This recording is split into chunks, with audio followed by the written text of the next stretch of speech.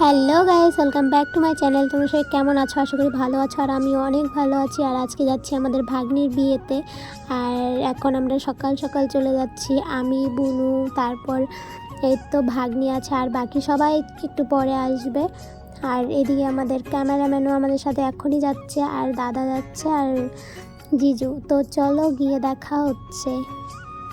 তো আমরা চলে এসেছি ভাগ্নিদের বাড়িতে। আর এখন আসার পরেই ওর বায়না শুরু হয়েছে যে ও নাকি বিয়ের আগে ভিডিও করবে। এরকম ভিডিও তো তোমরা অনেকেই দেখেছো, যে ইউটিউবে তারপর ইনস্টাতে সবাই ছাড়ে যে বিয়ের আগে ভিডিও করে অনেক দিন আগেতেই। কিন্তু আমাদের তো সেরকম সুযোগ হয়নি কিছু প্রবলেমের জন্য, তো আমরা সেই ভিডিওগুলো করতে পারিনি। একদিনেই এখন ভিডিও করা হচ্ছে। আর এদিকে আমাদের মাথায় খেয়াল ছিলই না যে ওর তো ড্রেস চেঞ্জ হচ্ছে, কিন্তু আমার তো ড্রেস চেঞ্জ হচ্ছে না।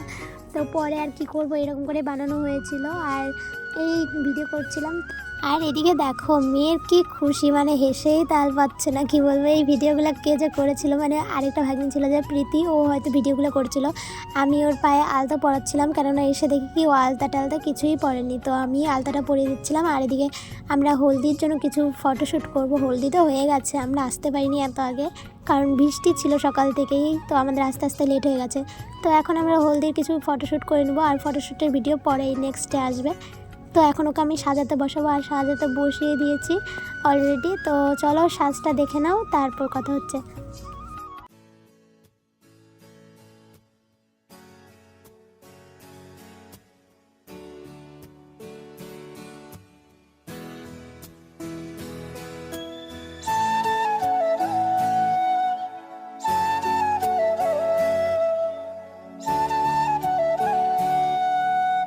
আর এদিকে গাইস, আমার ভাগ্নি এত কথা বলে কি বলবো, আমাকে একদম পাগল করে ছেড়েছে। এতদিন পর দেখা হয়েছে না, ও কত যুগের গল্প যে আমাকে বলছে, কি বলবো গাইস।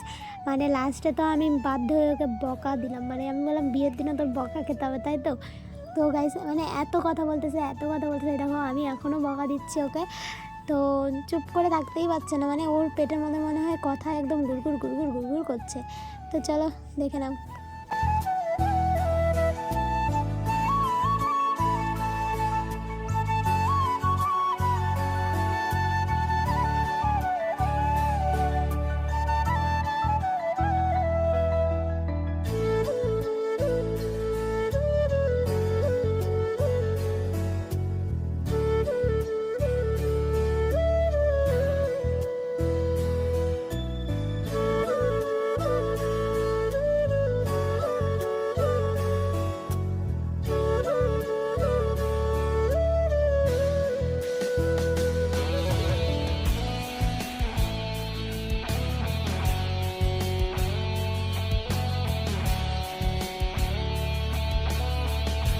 তো গাইস, আমার এদিকে অনেকটা লেট হয়ে গেছে মেকআপ করতে হতে, তাই আর মেকআপের ফুল ভিডিওটা তোমাদের সাথে শেয়ার করতে পারলাম না। আর এদিকে দেখো ওকে সাজানো প্রায় কমপ্লিট হয়ে গেছে।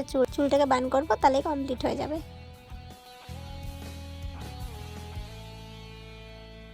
এদিকে আমার সাজানো একদম কমপ্লিট হয়ে গেছে। এখন নেওয়া হচ্ছে ওর কিছু ভিডিও, কারণ কিছু ভিডিও তো ছাড়তে হবে, তাই আর কি ভিডিও নেওয়া হচ্ছিল ক্যামেরাতে।